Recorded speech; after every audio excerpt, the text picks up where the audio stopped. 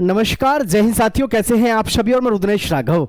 प्यारे साथियों, SSC MTS और हवलदार की जो भर्ती है 2026 में आप सभी को पता है प्यारे साथियों, भर्ती के लिए अनाउंसमेंट हो चुका है।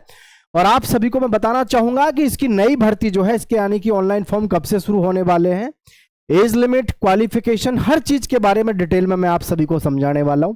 और मैं आपको यह भी बताऊंगा कि हर साल इसका लगभग जो औसतन कट ऑफ है वो क्या रहता है, क्योंकि किसी भी भर्ती की हम तैयारी करते हैं तो हमको उसके बारे में डिटेल में पता होना चाहिए, सारी चीज़ों के बारे में। तो पूरी जानकारी मैं आप सभी को इसके विषय में डिटेल में देना चाहूंगा, सभी बच्चे ध्यान से देखेंगे। आइए शुरू कर देते हैं सेशन को। सबसे पहले तो आपको ये पता होना चाहिए एसएससी एमटीएस अपने आप में काफी बड़ी परीक्षा है।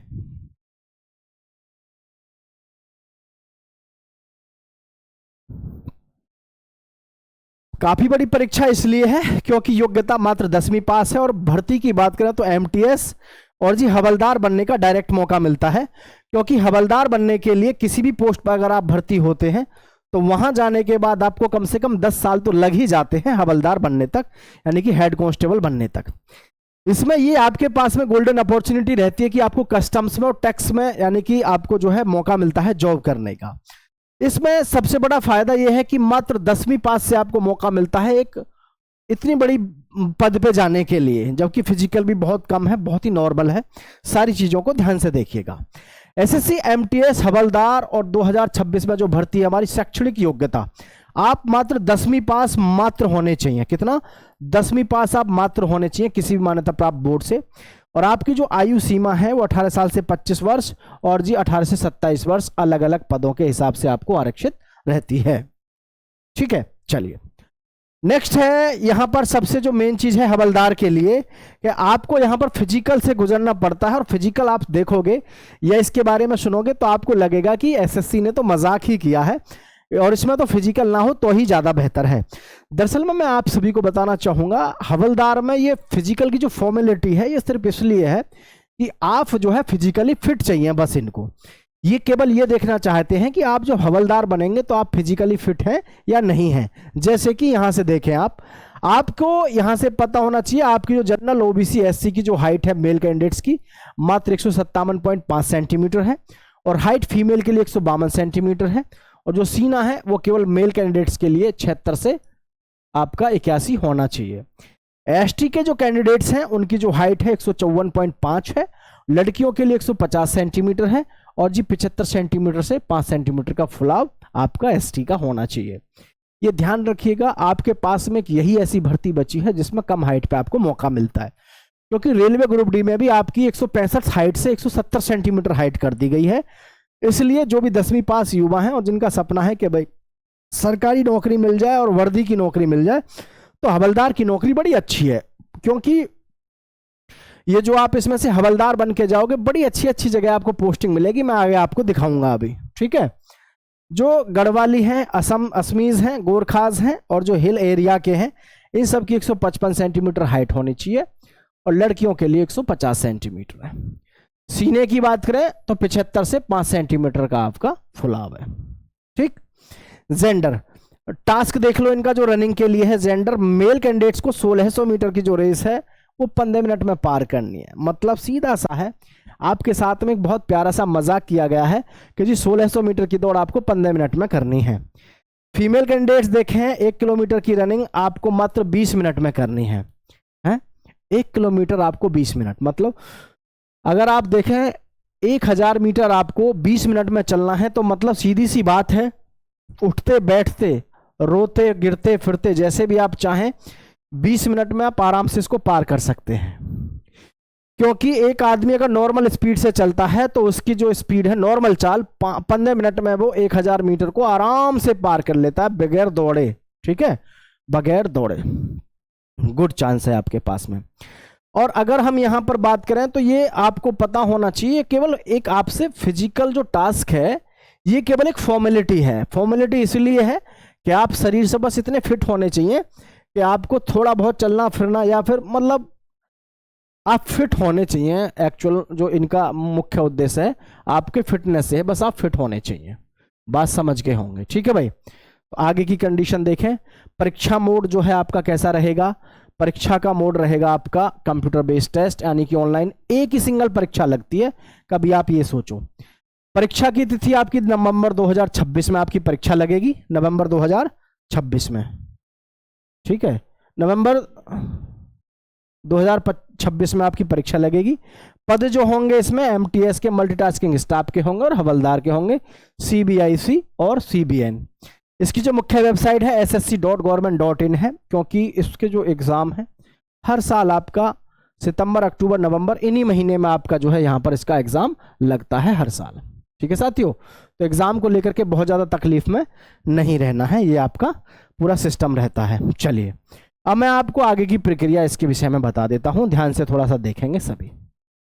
ठीक है, देखिए सिलेक्शन प्रोसेस में इसमें दो तरीके का सिलेक्शन है, एक तो है एमटीएस के लिए, एक है आपका हवलदार के। ठीक है, एक है आपका हवलदार के लिए। मतलब सिंपल सी बात है, एमटीएस के लिए और हवलदार के लिए एग्जाम लगेगा आपका एग्जाम लगेगा एक, लेकिन एक एग्जाम लगने के साथ में एक बात ध्यान रखें, फिजिकल होगा वो केवल आपका किसके लिए होगा, हवलदार के लिए होगा, और फिर आपका डॉक्यूमेंट वेरिफिकेशन होगा। सिलेक्शन जो होता है आपका इसमें एक एग्जाम के बल पर ही होता है, क्योंकि वो जो आपका फिजिकल है वो केवल हवलदार के लिए है, और हवलदार के लिए फिजिकल जो है वो केवल आपको पता फॉर्मेलिटी है। ठीक है, केवल पास करना है, केवल हवलदार के लिए फिजिकल केवल पास करना है, केवल पास करना है फिजिकल हवलदार के लिए। जो मैंने आपको बताया कि जी 1600 मीटर की आपको समय दूरी मिलेगी, आपको 20 मिनट में उसको पार करना होता है, बहुत इजी है। ठीक है, 15-20 मिनट में करना होता है।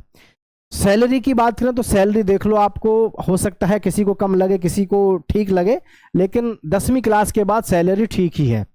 ग्रॉस सैलरी जो है आपकी 30,000 से 35,000 है, और 8 में पे कमीशन पे आपकी 40,000 से 50-55,000 के आसपास बैठेगी।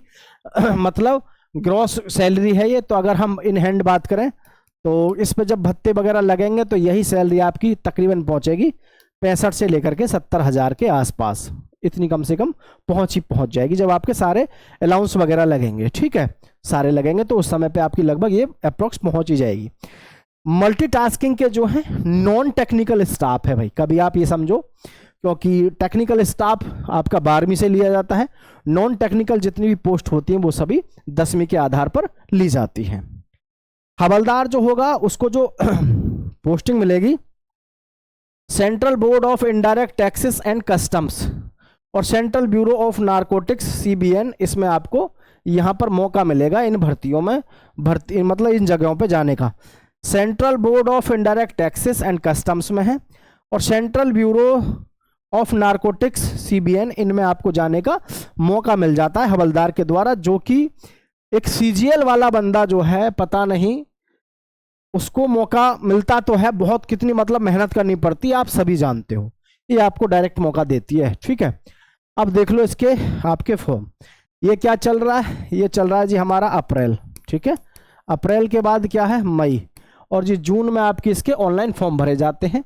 जून में आपके इसके फॉर्म भर जाएंगे, जून के बाद जुलाई, अगस्त, सितंबर, अक्टूबर, नवंबर, यहाँ से आपकी डेट शुरू हो जाती है। सितंबर, अक्टूबर, नवंबर कभी भी एग्जाम लग जाता है, तो जून में आपके फॉर्म भरे जाएंगे, यानी कि 1, 2, 3, 4, 5 महीने आपके पास में सीधे हैं। अगर आप इसकी तैयारी करना चाहते हैं, तैयारी करिएगा, कम से कम 7,500 के आसपास इसके पद आते हैं, और आपको बड़ा भयंकर और शानदार मौका मिलता है 10वीं पास वालों का।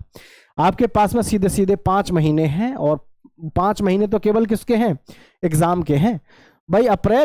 अप्रैल आपकी खत्म हो जाएगी, अब फिर मई, 2 महीने मुश्किल से मुश्किल बीच में है आपके ऑनलाइन फॉर्म होने के लिए, तो ये ध्यान रखना है आपको।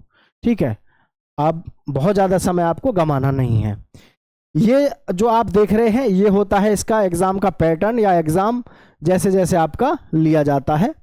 तो मैं आपको थोड़ा सा इसके विषय में भी प्रकाश डाल देता हूं, थोड़ा ध्यान से देखिएगा।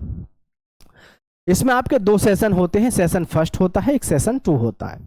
सेशन फर्स्ट को पास करना अनिवार्य है, लेकिन जैसे जनरल का बच्चा है तो उसको तो करने होते हैं 12 क्वेश्चन। ओबीसी का अगर कोई बच्चा है, ओबीसी की कह लो, या फिर आप सीधे मैं ईडब्ल्यूएस की बताऊं, ईडब्ल्यूएस का अगर कोई बच्चा है तो उसको करने होते हैं ईडब्ल्यूएस को 10%, और SC ST और OBC वगैरह इनको करने होते हैं मात्र 8%। ठीक है, 8% कितने में से? 40% में से। अगर आप इतने % कर देते हैं तो आपने इस सेशन फर्स्ट पास कर लिया, फिर आपका सेशन 2 चेक होता है, अन्यथा चेक भी नहीं होता है अगर आप पास नहीं करते हैं। 20 नंबर का मैथ आता है, 20 क्वेश्चन मैथ के आते हैं, 20 क्वेश्चन आते हैं आपके रीजनिंग के। ठीक है, एक प्रश्न 3 नंबर का होता है, तो ये 60 और 60 120, 120 के आपका टोटल पेपर सेशन फर्स्ट होता है, जो 45 मिनट में आपको करना होता है। अगर आप सेशन फर्स्ट क्वालिफाई कर लेते हैं तो आप सेशन 2 में आपका चेक होगा, अन्यथा चेक ही नहीं होगा। इसलिए, लेकिन यह कि सेशन फर्स्ट पास करना बहुत आसान है, जो 2-3 महीने सही से मेहनत करता है, क्योंकि 20 और 20 40 दोनों में से 12 प्रश्न इनको करने हैं, 10 इनको और 8 इनको, तो कोई बड़ी बात है नहीं। फिर आपका रह जाता है सेशन 2। 25 नंबर की जनरल अवेयरनेस होती है और 25 नंबर की होती है आपकी इंग्लिश। 50 क्वेश्चन आते हैं, 150 नंबर का आपका टोटल पेपर होता है। और ये 150 नंबर का जो पेपर है ये आपको 45 मिनट में करना होता है, यहीं से आपकी कट ऑफ बनती है। और भाई इसकी जो कट ऑफ है लगभग 110 से शुरू हो जाती है और लगभग 130 तक रहती है, कैटेगरी वाइज और जोन वाइज। तो आप इस हिसाब से अपनी तैयारी पूरी ज़बरदस्त रखें। हालांकि इस वीडियो में मैं आपको पूरी जानकारी दे चुका हूं, लेके ऑनलाइन फॉर्म से एग्जाम डेट तक की। किसी बच्चे का फिर भी कोई प्रश्न हो, कोई पूछना चाहता हो तो ज़रूर पूछ सकते हैं। लेकिन आज के इस दौर में मैं तो आप सभी से एक बात ज़रूर कहना चाहूँगा, जो भी कोई साथी हमसे जुड़े हुए हैं, ये आपके पास में इस समय सुनहरा अवसर है। अगर इस समय आप जॉब ले लेते हैं तो बहुत अच्छा है, क्योंकि अब आने वाले समय में और भी ज़्यादा ज़बरदस्त कंपटीशन देखने को मिलेगा। आप सभी का बहुत बहुत धन्यवाद। जय हिंद साथियों।